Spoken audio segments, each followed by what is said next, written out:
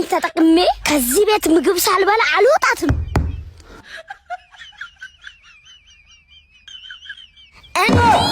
የስ ፈጣሪ እኮ በፈለገው መንገድ ያበላል። አይኗ አይም መጀመሪያ አይኗን እናጣራ። አው አታይም። አሁን እንብላ። እንግዲህ ጀምር መስዑድ፣ እድልን ተጠቀም። ተመስገን አምላኬ።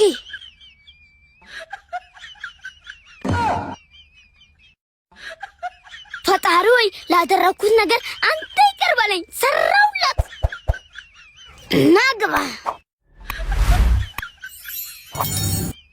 ወይ ማንኪያውን ጣለችው። ፕላስ ማዘር፣ እናቴ የት ናት እንዴ? ወይኔ ማዘር ጉድ አደረጉኝ። ወይኔ ፈጣሪ ድረስልኝ። አይ ይሁሉ ለኔ ነው። ምነው ማዘር ፈጣሪን አይፈሩም? ቢያንስ ራሱ እናጋጭ እናዋጣ ይባል። እኔማ እንጨፈልጣለሁ። አይ ምን አለ በቀራብኝ። የታንጫቱ እንጨቱን አሳዩ። ይሄ አለቃ ሲበሉ በእጅ እንዳይበሉ ህግ አለው። ህጉ ደግሞ ምንድነው? ክሬም ኬክ ሲበላ በእጅ አይበላም፣ እጆት ይጨማለቃል። መብላት ከፈለክ ሹካውን እንዲታነሳና ክሬሙን እንዲታነሳና ከንፈሮትን ሳይነካ እንዲህ ነው። አሁንም በሹኪያ ዋት እንዴ? በቃ ገብቶኛል። በእጅም ከሆነ መብላት የለመቀው ችግር የለውም። እንዲህ በእጅ እየቆረስ መብላት ትችላለህ። ኧረ እሺ በቃሽ። እሺ ብሉ። ኧረ ምን አይነት ቤት ነው? አቤት አቤት። ኬኩን ውሰጂና እሺ አለቄ ቴካዊ አድርጊው። ጋሼ ይቅርታ፣ ወዲያው ቴካዊ ሆነ እኮ።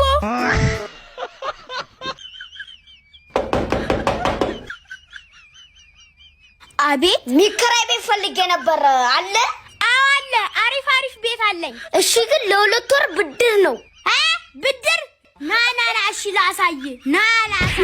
አረ ማዘር ምንድን ነው? አረ ሂድ ከዚህ። ወይኔ እንዴት ነው ቤቱ? አሪፍ ነው? አረ ማዘር ቤቱን መስጠው ነው። ይህንማስ እንኳን በብድር ሙሉ ያመጡ ከፍዬ ነው የምከራየው። አዎ በደንብ አሳይቼሃለሁ ማለት ነው ቤቱን። እኔ የምለው ማዘር በአንድ ነገር እንስማማ። ትንሽዬ ልጅ አሉት? አዎ አለኝ። ምን ነው?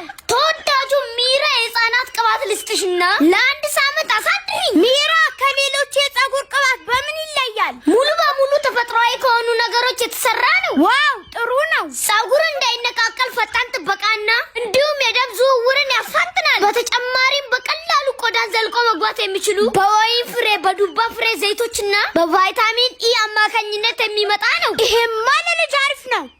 እና ማዘር አሁን ልገባ። ይሄ ባል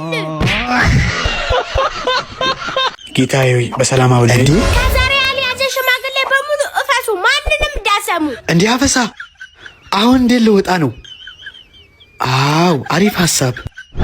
እንዲህ መሸወድ የቻልኩኝ እኮ ልብጨነቀው። ይሄን የመሰለ ቴክኒክ እያለ ማን ይታፈሳል? ወይ ሰራሁላቸው። ና እኔ? አዎ አንተ ና። ፈጣሪ ሆይ እርዳኝ። አቤት። ወዴት እየሄድክ ነው? እኔማ ወደ መስጊድ፣ የመስጊድ ኢማም ነኝ፣ አሰጋጅ ነኝ። ኢማም ኖት? አዎ ኢማም ነኝ። ላ ሐውለ ወላ ቁወተ ኢላ ቢላህ። ልሂድ አይደል? ሰዓት ረፈደብኝ። ቆይ አንዴ አለቃ፣ አንድ ሰው አግኝቼ ነበር ግን ኢማም ነው። ይሄድ አረ ልልቀቀው። እንዴ ኢማም ተገኝቶ ነው። ጫኑት እንጂ። እንዴ ምን ያደርጋል? እዛ ወስደነው በጸሎት ያግዘናል። ጫኑት። እሺ። አረ በእናትህ አረ አለቃ ገጠው። አዲስ ፎር አንድ መኪናንም ሳነዳ